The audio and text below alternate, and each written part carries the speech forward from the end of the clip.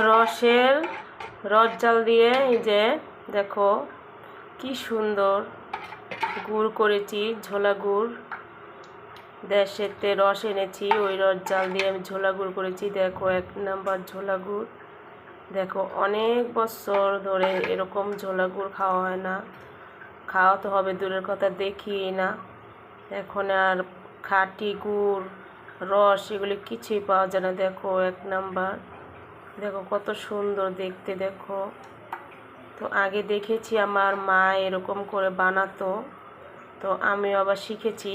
তো ভাবলাম যে বেশি করে রস এনেছি, তো একটু ঝোলা গুড় বানাই। ঝোলা গুড়টা রুটি দিয়ে মুড়ি দিয়ে খাওয়া যায়। দেখো কত সুন্দর। গ্যাস কীরকম হয়েছে কমেন্টে অবশ্যই জানাবে, জানাতে কিন্তু ভুলবে না। রসের রস জাল দিয়ে এই যে দেখো কি সুন্দর গুড় করেছি, ঝোলা গুড়।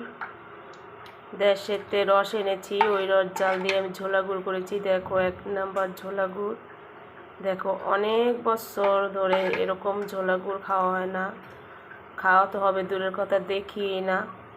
এখন আর খাঁটি গুড় রস এগুলি কিছুই পাওয়া যায় না। দেখো 1 নাম্বার, দেখো কত সুন্দর দেখতে। দেখো তো আগে দেখেছি আমার মা এরকম করে বানাতো, তো আমি আবার শিখেছি। তো ভাবলাম যে বেশি করে রস এনেছি, তো একটু ঝোলা গুড় বানাই।